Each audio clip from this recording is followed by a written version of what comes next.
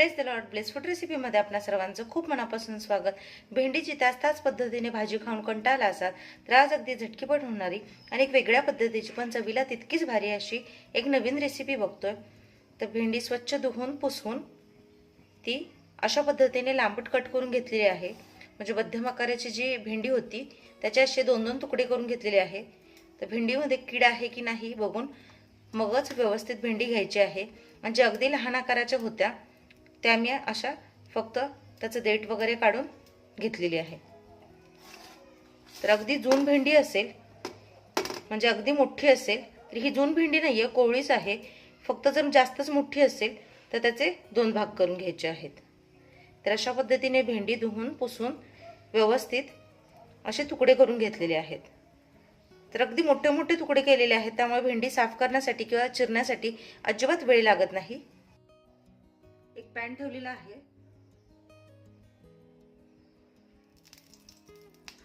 तर तेलाची काही जास्त गरज नाहीये।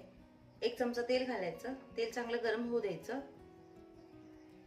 तेल चांगलं गरम झालं की यामध्ये जी भेंडी आहे ती घालायची।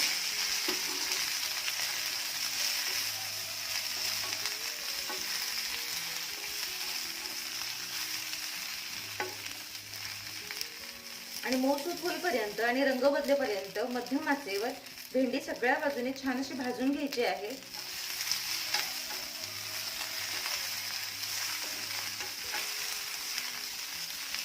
हे बघा, भेंडी छान आधी भाजून घेऊया। हळूहळू रंग बदलत आहे।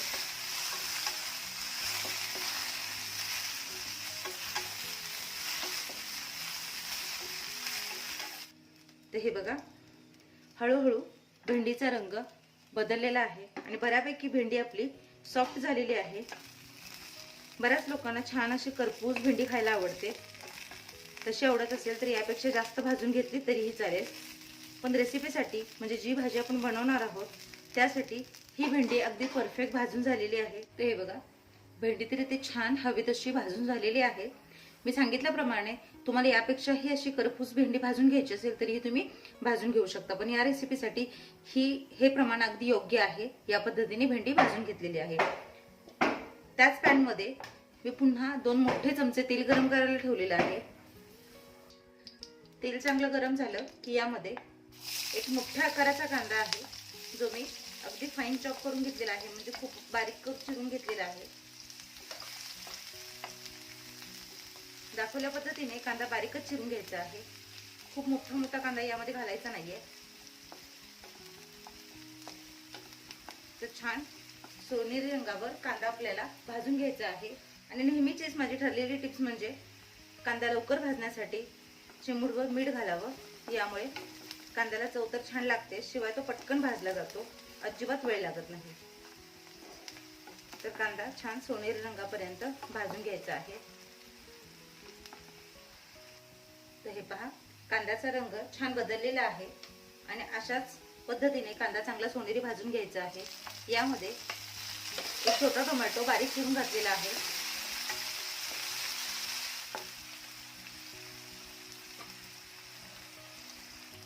टोमॅटो घालून झाकून ठेवायचं, जेणेकरून टोमॅटो चांगला शिजला पाहिजे, विरघळला पाहिजे। टोमॅटो छान विरघळला गेलाय, भाजला गेलाय।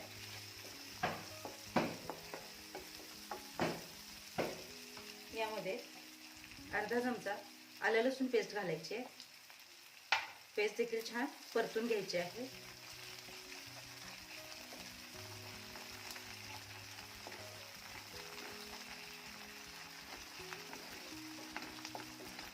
हलकीशी पेस्ट परतली की यामध्ये हळद पाव चमचा,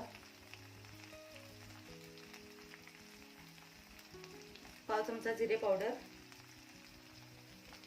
अर्धा चमचा धने पावडर घालायची आहे, थोडासा गरम मसाला आणि 1 चमचा लाल मिरची पावडर। तर तिखट किती खाता या प्रमाणात मिरची पावडर घ्यावी। हे सगळं छान मिक्स करून घ्यायचं आहे। रंग काय सुंदर दिसतोय ते बघा।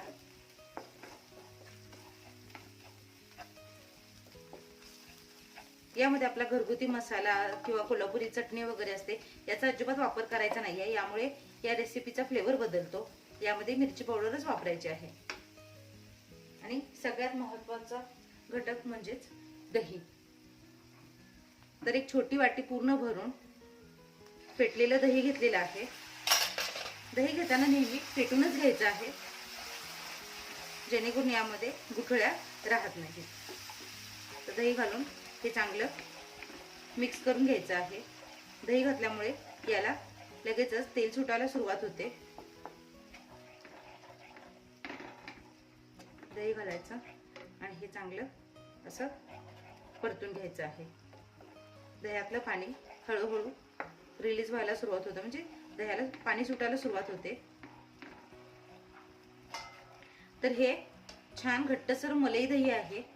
जास्तीचं आंबट दही अजिबात घ्यायचं नाहीये. दही घालून हे आधी छान फेटून घेऊयात, शिजवून घेऊयात. तर बघू शकताय तुम्ही दह्याला छान तेल सुटलेलं आहे आणि यातलं पाणी देखील चांगलं आटलेलं आहे. आता याच्यात चवीनुसार मीठ घालायचं आहे. कांदा भाजताना देखील आपण मीठ घातलं होतं, त्यामुळे चवीनुसार आणि गरजेइतपतच मीठ घालायचं आहे. मीठ घालून छान मिक्स करून घ्यायचं. आणि आता जी भेंडी आपण भाजून घेतलेली आहे ती घालायची आहे आणि छान मिक्स करून घ्यायचं.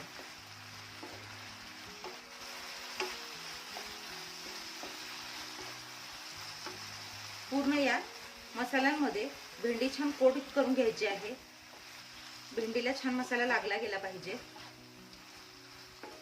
तर या पद्धतीने भेंडीची भाजी बनवाल तर न खाणारे देखील अगदी आवडीने खातील. नेहमी त्याच त्या पद्धतीची भाजी तर आपण बनवतच असतो, पण रोजपेक्षा थोडी वेगळी पद्धत वापरून भेंडी नक्की ट्राय करून बघा. विशेष म्हणजे भेंडी भाजताना अजिबात वेळ लागत नाही, अजिबात चिकट झालेली नाहीये. कमी तेलात कमी साहित्यामध्ये झटकीपट भेंडीचा एक वेगळा प्रकार झालेला आहे.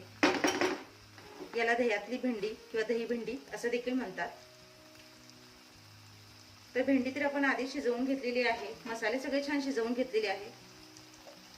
सगळं मिक्स करायचं आणि फक्त एक अर्धा मिनिट ते मिनिट वाफवून घ्यायचं आहे, जेणेकरून भेंडीमध्ये सगळे मसाले छान असे मुरले गेले पाहिजेत आणि भेंडी देखील छान अशी मऊसूत होईल. तर हे बघा एक अर्धा मिनिट झालेला आहे आणि भेंडी आणि मसाले देखील छान एकजीव झाले.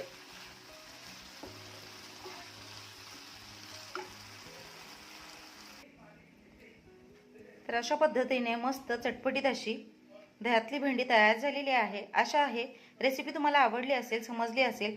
एकदा या पद्धतीने नक्की ट्राय करून बघा. ज्वारीची भाकरी, चपाती, नान, रोटी किंवा भात कशासोबतही ही भाजी खूप सुंदर लागते.